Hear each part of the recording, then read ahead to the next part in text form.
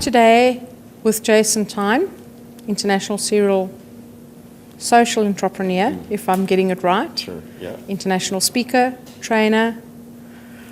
And, well, we're going to find out a little bit more about him. Yeah. Tell us a little bit about Jason Tyne. Who is he? First of all, I'm a husband and a father. I have two children, a 10-year-old boy and a 7-year-old daughter. I'm someone that really believes in a need for a global education movement. I'm someone that loves to learn, loves business, and love creating lifestyle and being a catalyst for other people to create change in their life. What made you decide to move into that area of life? It's just it wasn't like a linear path. It was a dynamic path of different life experiences. I've never done one thing for probably more than 3 or 4 years. I've always changed, whether it was a job, a career, where I lived, constantly pursuing how to get better for myself. And along the way you meet certain relationships, certain people that open up new possibilities for you. And over that time, just learning to really trust myself, trust relationships, and see where it takes you. And there's always something to learn, whether you do something great or whether you fail, because there's been both in my life. And it's just constantly learning and constantly seeing people have a desire to learn. So yeah, it's just what keeps me going. Talking about relationships, you have a relationship with Success Resources. How did that come about? It came about through a mentor of mine by the name of Blair Singer. I used to be vice president of sales for one of the world's largest insurance companies. And so I had hired Blair Singer, who is a sales and communications expert, one of the, in my opinion, probably the best facilitator on the planet. Yes. Probably the best at teaching other people how to teach through a methodology called accelerated learning. He became a mentor to mine, and he showed me a way to quit my job and open up the world to me if I wanted to pursue it, if I wanted to take the risk, if I was willing to pay my own way, learn, earn the right, and do all those things. And it was through Blair that I first met Richard and Veronica Tan at Success Resources, probably about 8 years ago. Okay, so it goes back quite a while. Yeah, absolutely. Is that how you ended up on the stage? Or was it a different road? No, it was from them. They were the ones, through Blair. Blair was the one that taught me how to go on a stage and really taught me the methodology of accelerated learning, but from a standpoint of teaching from a word called educar, which means to draw out of people as opposed to trying to push information to them.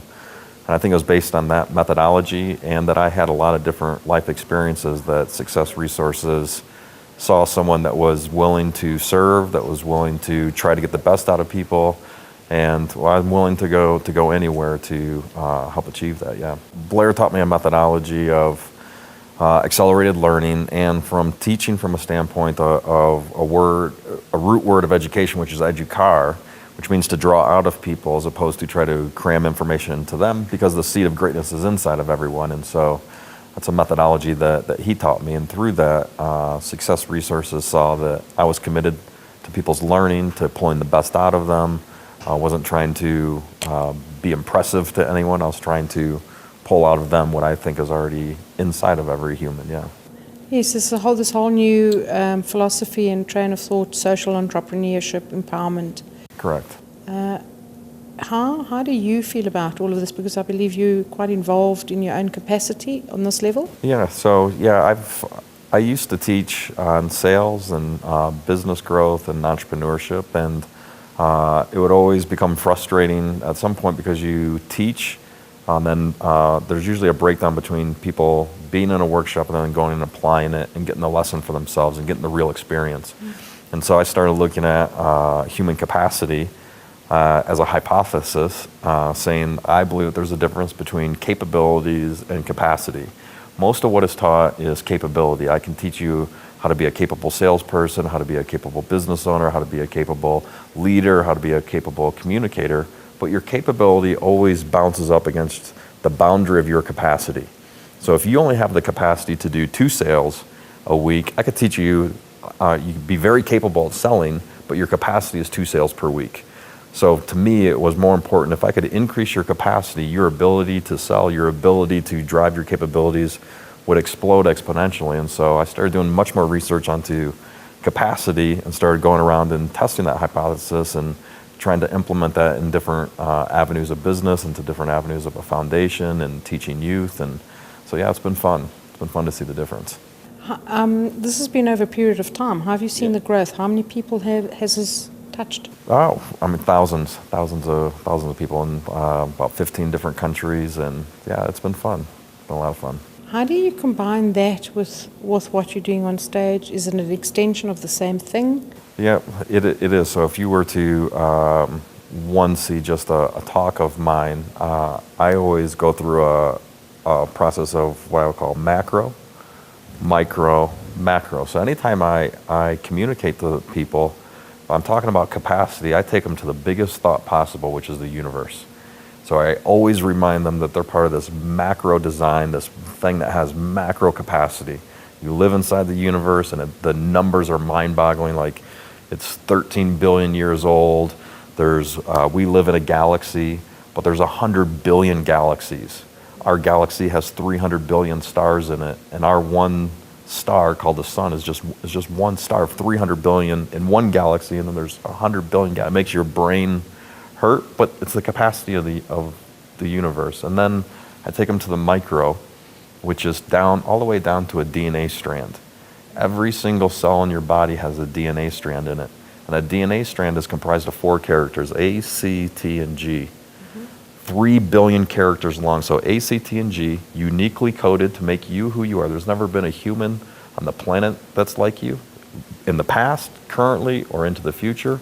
And so each DNA strand in your cell, in every single cell of your body, is 3 billion characters long, which means if I were to read 1 character per second, it would take almost 91 years to read the story of you. And so I remind them that they're part of this macro capacity universe, and that to the micro component inside of every single cell in your body is the capacity of greatness.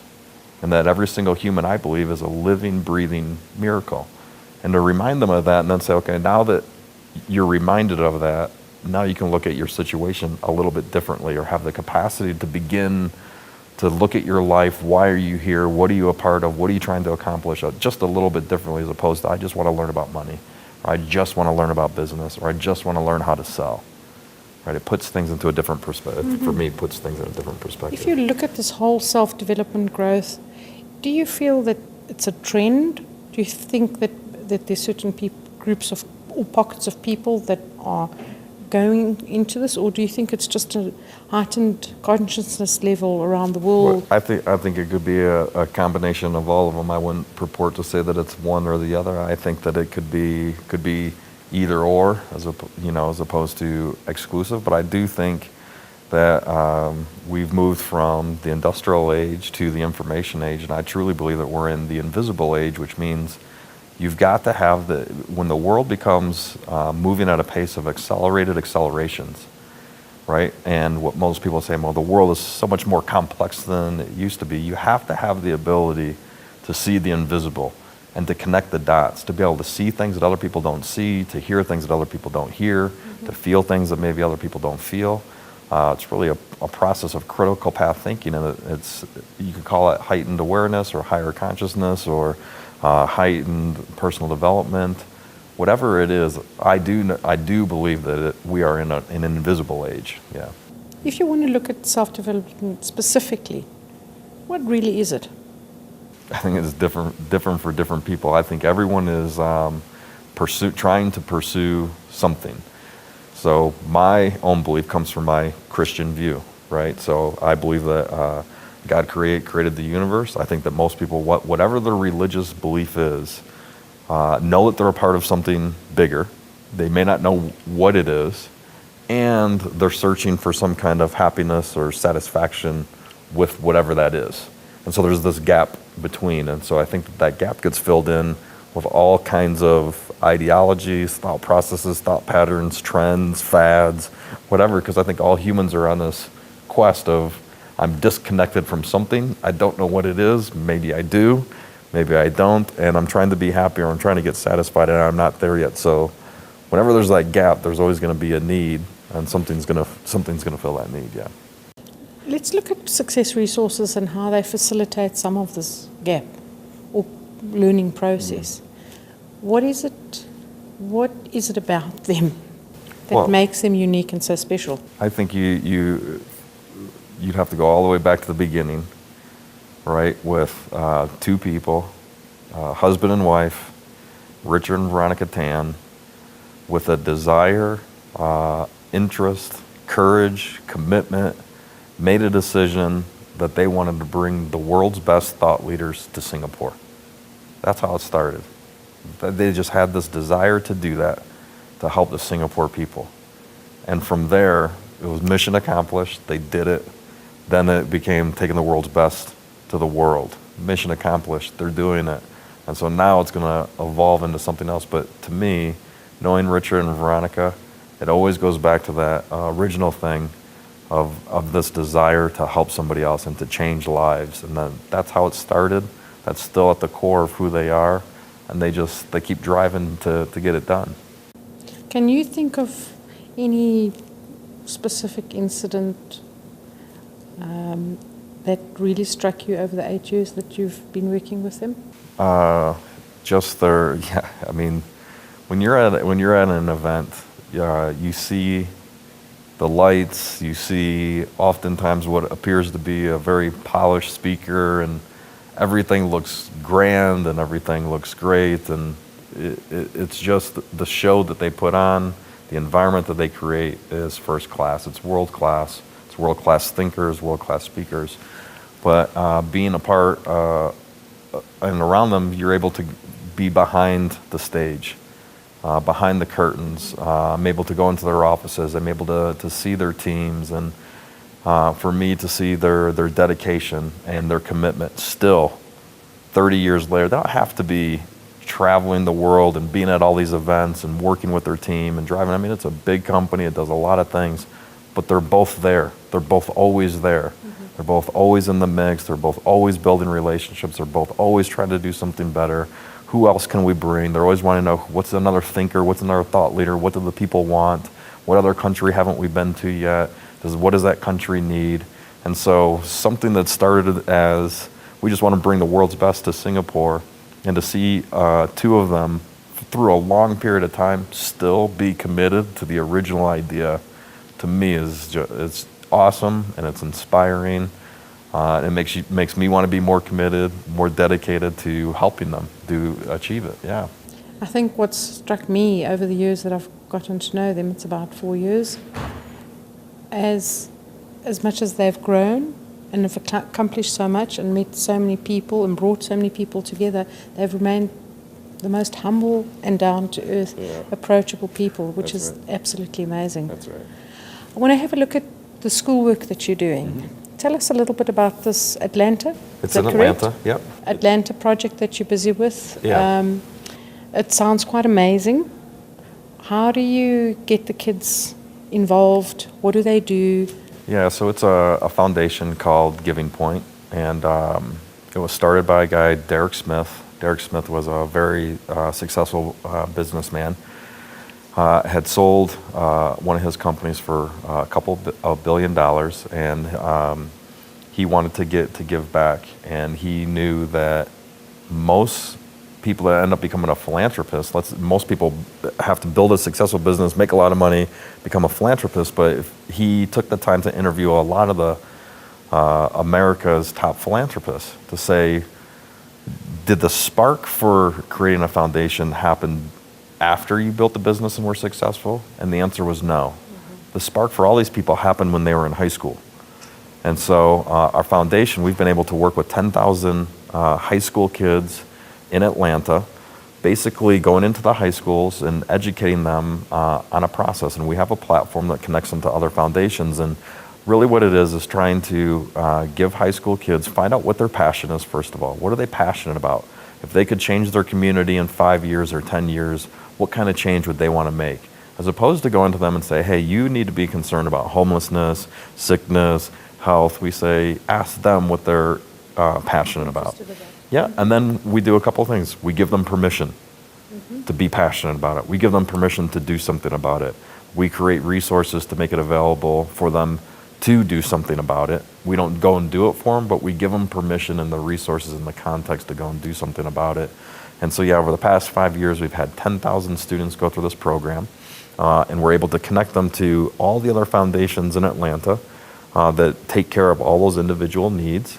And so when they go and serve at one of these foundations, it gets validated through our platform, through our technology platform, which creates a civic resume for that student. Right, which becomes very important because over the course of their time in high school, they're building the civic resume. So when it comes time to apply to a university, they have not only their class grade transcripts, they have this validated civic resume attached with it. The other cool thing about it is that when they do their service hours and when it gets validated, there's a point system that gets generated that measures the actual economic impact that was created in the community. So in Atlanta, we've created just under a $10 million US economic impact through the 10,000 students that are in it. So it's really, really cool to see what students are concerned about and what they do if you give them permission and the resources to do something about it. It's amazing because it sounds like you guys are giving them a one-up in terms of opening doors for them, but at the same time you're training them. They're learning to be passionate about the things that they really, really like. That's right. And giving them skills at the same time. Yeah. So it's really giving these kids an amazing opportunity. That's right. Sounds awesome. Yeah, it is.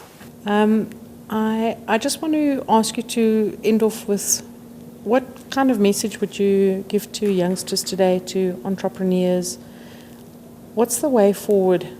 Where do they start? Where do they start? I think the first thing is finding a way to figure out what you're passionate about, right? What is a problem that you could dedicate your life to trying to solve, right? What bothers you about something that you see in your community? What bothers you about something in humanity? And to trust that passion. Get around other people that are concerned with that passion, people that can help you, stretch you, grow you, maybe introduce you to someone, but can help mentor you along. I think everyone needs to be in some kind of group where there's constant communication, and not be afraid of taking a risk because it may not work out.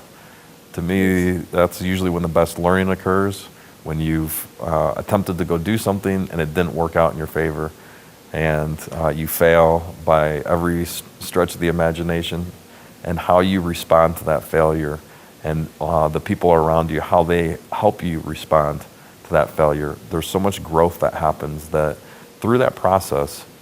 So once you find out what your passion is, the next thing is being able to trust yourself, right? And that happens as a process. And the more that you trust yourself, fear kind of goes to the back seat, and it allows you to go out and be at risk, or have some courage, or be committed and make a decision, or get around the right people and head in the direction that you want to go to. So constantly, find out what your passion is and begin to trust yourself in the process. Thank you, Jason. I really appreciate your time. It was a pleasure. And I think you're going to do some really great things going into the future. Very good. Appreciate the opportunity. Yeah, Thank you. Absolutely.